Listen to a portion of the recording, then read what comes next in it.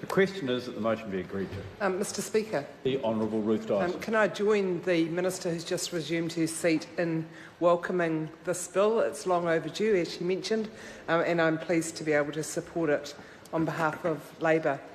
It is a really difficult balancing act, and I want to commend the Health Select Committee for what appears to be very strong consideration of that balancing act.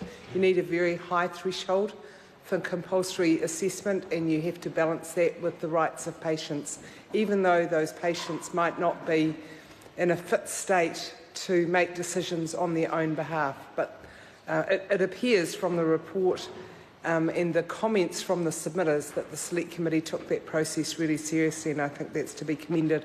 I also want to acknowledge the Minister who's responsible for bringing the bill to the House, Honourable Peter Dunn. He's clearly done a lot of work on this. The legislation that it's replacing is over 50 years old. And in a sector as fast-moving as the health sector, then it clearly indicates a need, but it also indicates a much more modern approach to both compulsion within the health sector and also to treatment for addiction. So, as I said, the threshold for this bill, this legislation, to be triggered so that somebody is detained and compulsorily treated needs to be really high. The person has to have a very serious addiction, and they have to be in an unfit state to make a decision for themselves. So that is a pretty high threshold.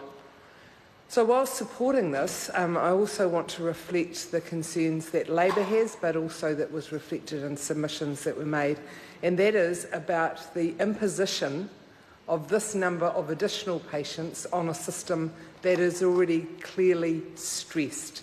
We have heard the pressures, tragic stories about the pressures that people with mental illness are facing because they're not able to get the treatment that they need. I don't think that we've seen this sort of situation in New Zealand in mental health services since the 1990s, and I really urge the Minister, Jonathan Coleman, and his associate ministers to not let our mental health services get once again to the point of tragedy before they say we need additional resourcing in this sector.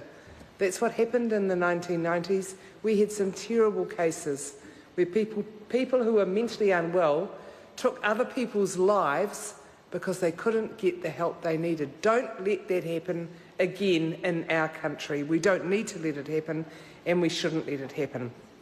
So, in a severely overstretched system, let's not just impose a greater load without recognising that somewhere in that system there'll have to be some give. You know, we're putting a significant number of new patients into the system under this compulsory treatment regime.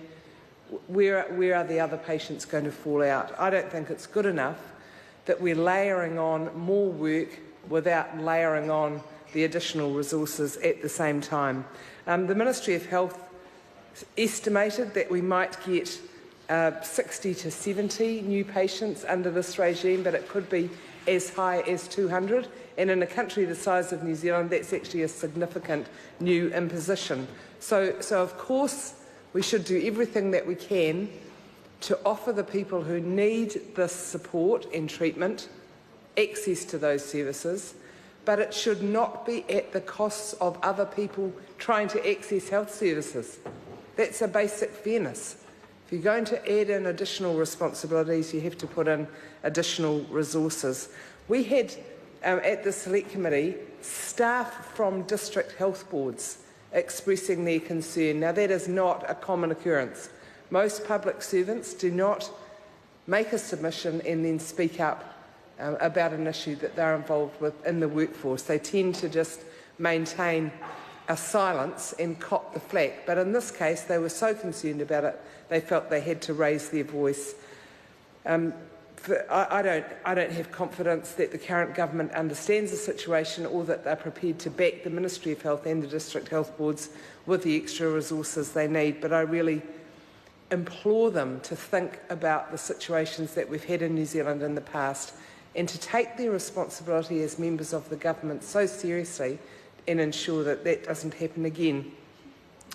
The other concern that was again raised by submitters and that Labour shares is the concern that was raised by the Office of the Ombudsman, and that is the potential for this legislation to be breaching the United Nations Convention on the Rights of Persons with Disabilities. As the Minister at the time, who was responsible for New Zealand signing up to that convention, I'd be the last one to want us to be passing legislation which breached it. As I said at the beginning, I think there is a careful balancing act to go through, a very high threshold before the criteria for compulsory treatment is triggered, and balancing that with the rights of the individual person seeking, a person who needs these services. So that's the balancing act. If the balance isn't right, then we could, as a nation, be in breach of that United Nations Convention.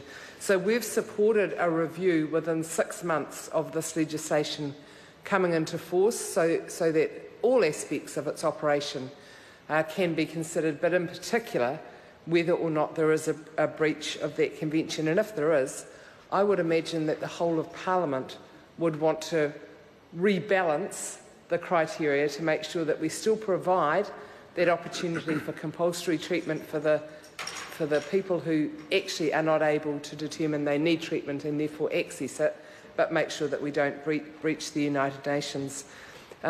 Mr. Speaker, I just want to conclude my comments on this bill by talking a little more broadly about the mental health services in New Zealand. I remember being hugely impressed with the Honourable Jenny Shipley and the Right Honourable Helen Clark. She wasn't Right Honourable at the time, but of course is now, with what seemed to me to be a very mature agreement that may have been reached behind closed doors, certainly not in the full glare of Parliament, but to really take mental health patients out of the political football that they'd been in previously. I had heard debates in this House about behaviour of people with mental illness that did nothing at all to improve our attitude towards people with mental illness, let alone improve support for them and their families and access to services. And it was the leadership of Jenny Shipley and Helen Clark that changed that in this Parliament, and that should be a gold star beside both their names forever. We then, of course, had the mental health campaign, and more recently we've had people like John Kirwan speaking out about depression. New Zealand, as a result of that, has changed their attitude towards mental health and towards people with mental illness. We are one of the most mature countries in the world, except for the Scandinavian countries, in this regard, and I think that's something we should be really proud of. So we mustn't take this step lightly. We mustn't fall back into the pre-1990s days where mental health funding, mental health resourcing and our attitudes to mental health was something that was really swept under the carpet. Nobody talked about it. We mustn't revert to those very dark days, because it makes having a heart illness a lot harder, and we shouldn't be doing that. We should be making it easier for people to say, I've got a mental illness, to get the support they need, to have the support for their families, and obviously to get the treatment.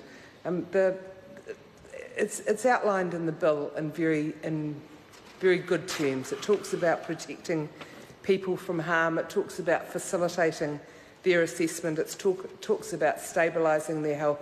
It talks about protecting and enhancing their mana and dignity and restoring their capacity to make informed decisions. These are the sorts of goals and ambitions that, as a Parliament, I think we should all be very proud of, and we should be very proud of supporting. That's what we should want for every member of New Zealand society, and particularly those people who, because of their illness, are not in a position to make decisions for themselves. So I think we've got the balance of this legislation right through the good work of the Health Select Committee, who paid attention to submitters and advisers. Seems like worked pretty collaboratively together, and as a result we've got something that should enhance people's opportunities in their lives to get better and contribute in society. It needs funding and it needs reviewing to make sure that we've got that balance right, but I certainly commend its progress to the House.